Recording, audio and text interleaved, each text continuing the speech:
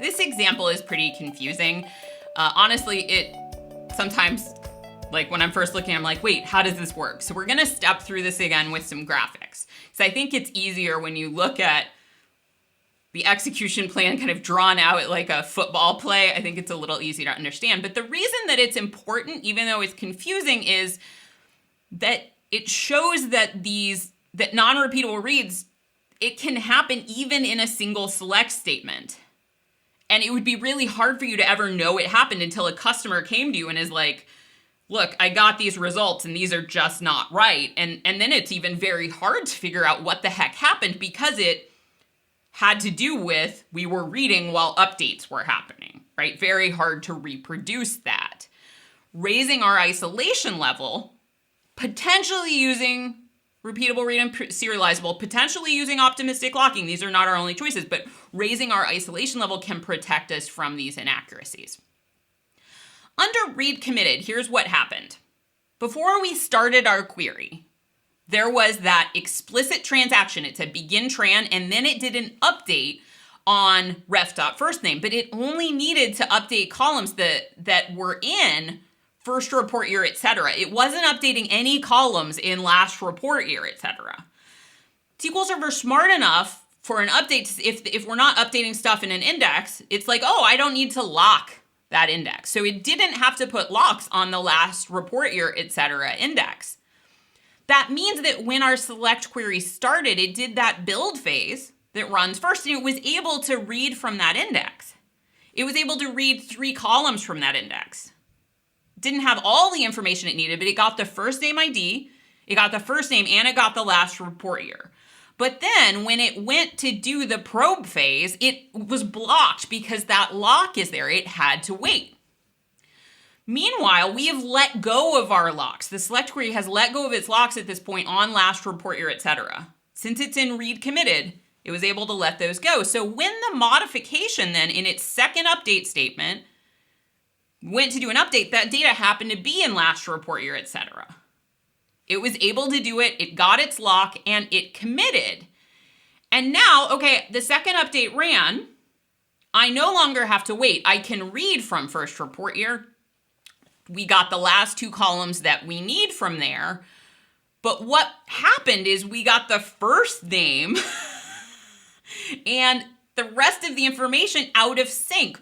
We think that the first name Babe has a total name count that it, in fact, never actually had, because while we're reading data that's committed, we're only holding out locks for right now. So we have a non-repeatable read that we returned that was that first name. If we were to go and we were to read that again, like if this was a multi-statement transaction, we would see the name Baba there. We would not see Babe. We cannot repeat the read and get the same result for Babe. How does this change under repeatable read? Well, when we did this under repeatable read, the modification started up, it got its lock. That was the same.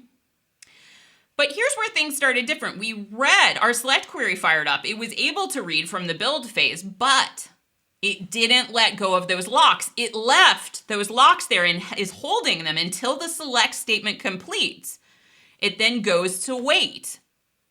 The modification now tries to do its second update statement, which is modifying that index that we have locked. And here we are in this situation where we are stuck at a traffic jam. We are on a we're pointed at each other, and I have a resource that the other transaction needs. It has a resource that I need, and we just can't make progress. The deadlock manager wakes up, it sees that we're stuck, and it says, one of you is going to have to go. It picks the cheapest one, which in this case is the select, and the select is not going to return any data. It's just dead, and the modification can complete. I mean, this is a feature, though, because we didn't get that non-repeatable read. Under serializable, the same scenario plays out, except it holds range locks. It also protects us from that non-repeatable read. So the only difference here is that it's a key range lock, so that if an insert were to try to happen, it would protect against that. We still end up in this situation where, just like with repeatable read, we're blocking one another. We can't make progress. I'm sorry, select statement. You have been chosen as the deadlock victim. Please rerun your transaction.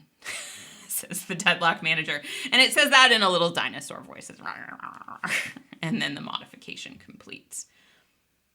Hiram asks, why is the Deadlock Manager a dinosaur? I was thinking about this, like, I like everyone else. I like emoji, not the Emoji Movie, but just emoji. And I was just looking at my favorite emoji, and I'm like, which would be the Deadlock Manager? And I think of dinosaurs as, kind of cool animals.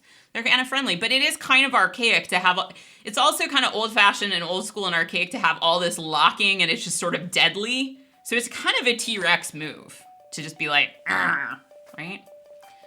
We do have smarter, more gentler ways that we can take care of this that don't necessarily involve having dinosaurs kill off your transactions.